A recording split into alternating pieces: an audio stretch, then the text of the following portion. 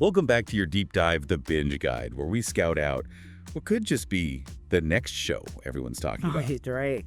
You've told us you're keen to know about the big new releases, so we've done the homework, gone deep to bring you the essentials. And, crucially, spoiler-free, today we're focusing on a really big one, the return of HBO's The Last of Us.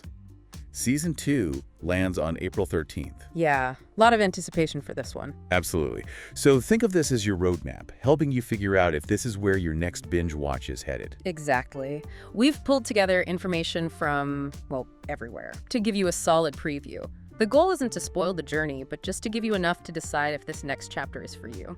Okay, let's dive in. Season 1, it was a huge success, wasn't it? Praised so much for its characters, that deep dive into Joel and Ellie. Definitely. It really set a high bar. So Season 2 picks up right from there. 7 episodes this season. And the creators, Neil Druckmann and Craig Mazin, they've said something interesting that they feel they've adjusted the aim. Yeah, and that they're even closer to the center of the target this time, which, suggests a lot of confidence. It really does. Now, for people who know the game, The Last of Us Part 2, this adaptation sounds like it's taking a slightly different path. Well, yes and no. It's definitely not covering the entire Part 2 game in these 7 episodes. That's confirmed. Okay.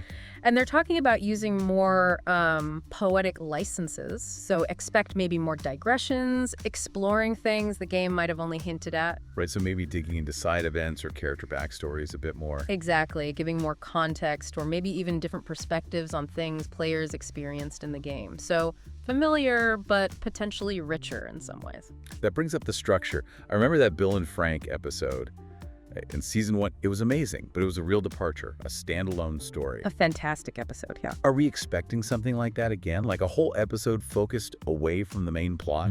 It sounds like. Probably not in the same way, which I guess makes sense, right? With only 7 episodes to cover what's reportedly a big chunk of the Part 2 story. They need to keep the main narrative moving. Precisely. There's just a lot of ground to cover.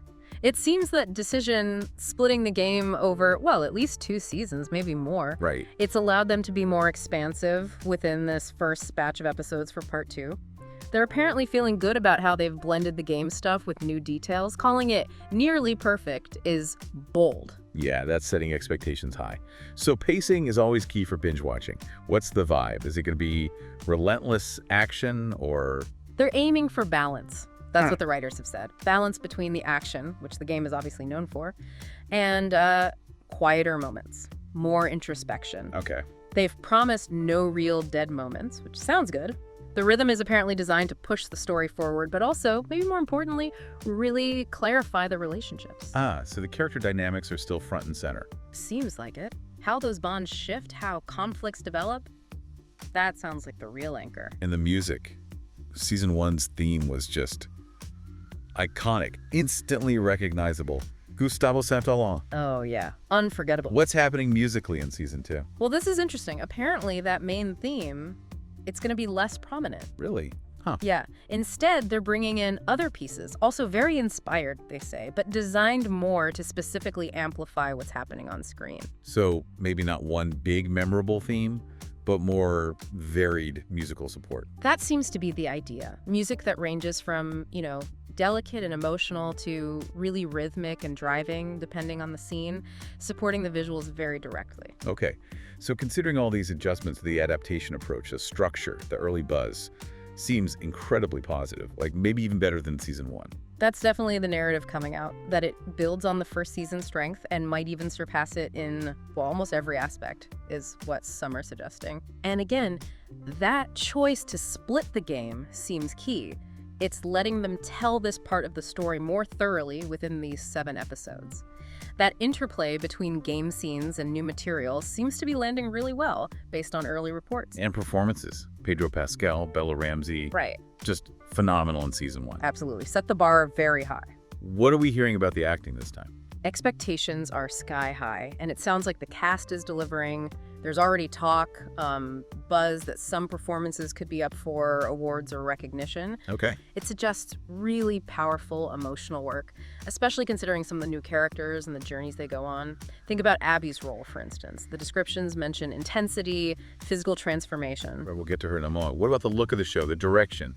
Generally, it sounds like the direction is very competent, does the job well, serves the story. Okay, solid. Maybe leans a bit conventional overall.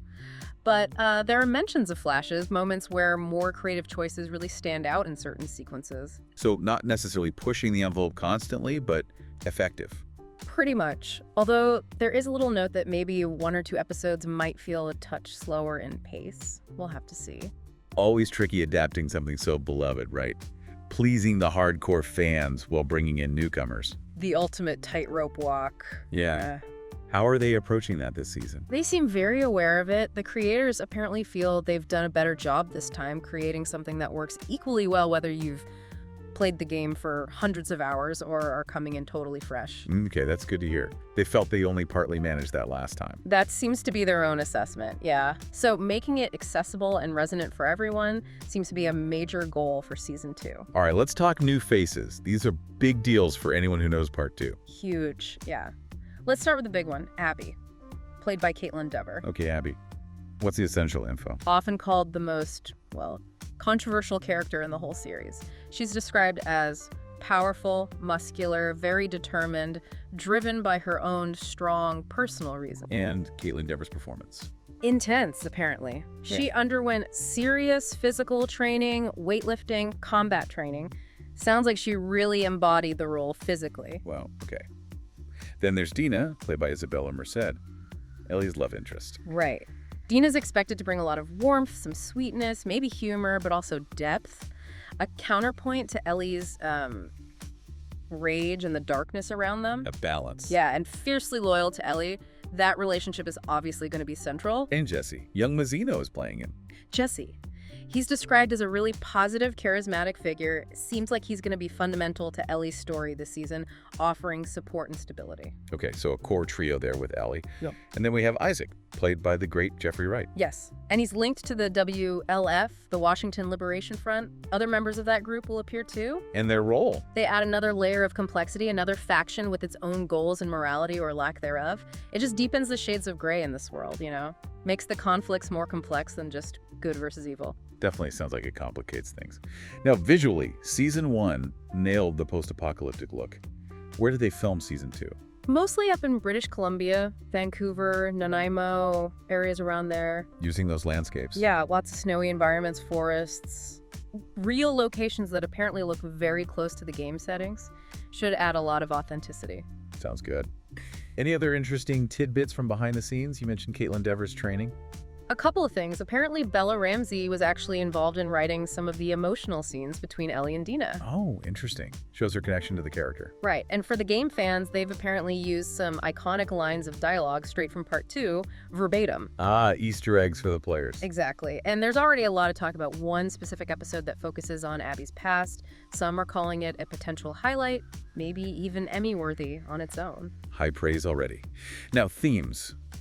Season 1 was brutal, morally complex, more the same, or even dialed up. It sounds like it continues, maybe even intensifies.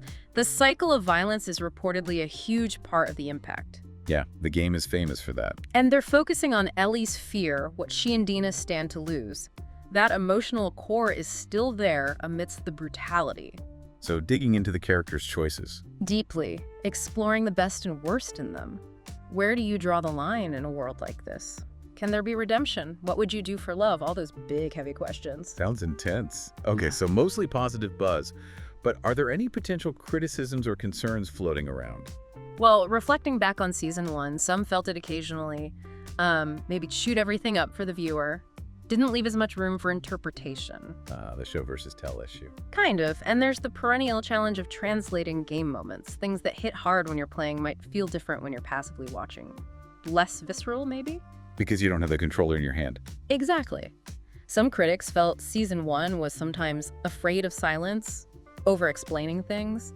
So there's a little bit of a wait and see if season 2 trusts the audience a bit more, allows for more nuance. That makes sense. Something to watch for. What about that clever use of music from season 1? The radio songs indicating danger levels based on the decade. Yeah, that was neat. Anything like that this time? It sounds like that idea, using music as a subtle narrative cue or signal, will continue. So yeah, keep an ear out for how the score might be doing more than just setting the mood. Good tip. Okay, let's wrap up with the practicals. When can people actually watch this? The wait is nearly over. The first episode, it's titled Future Days, premieres April 13th. April 13th. Got it. And it's 7 episodes total for the season, released weekly after the premiere. Perfect. So there you have it. That's your deep dive, your binge guide look at The Last of Us Season 2. It really sounds like a major television event in the making. Expanded story, key new characters, intense performances, complex themes. A lot to anticipate. Definitely feels that way. We hope this spoiler-free look has given you a good sense of what's coming and helps you decide if this is your next show. Absolutely. So will you be tuning in on April 13th? What part sounds most compelling to you? Let us know, and definitely dive deeper once you've seen it. Thanks for joining us on The Deep Dive, your binge guide to getting informed fast. Until next time. Happy binging.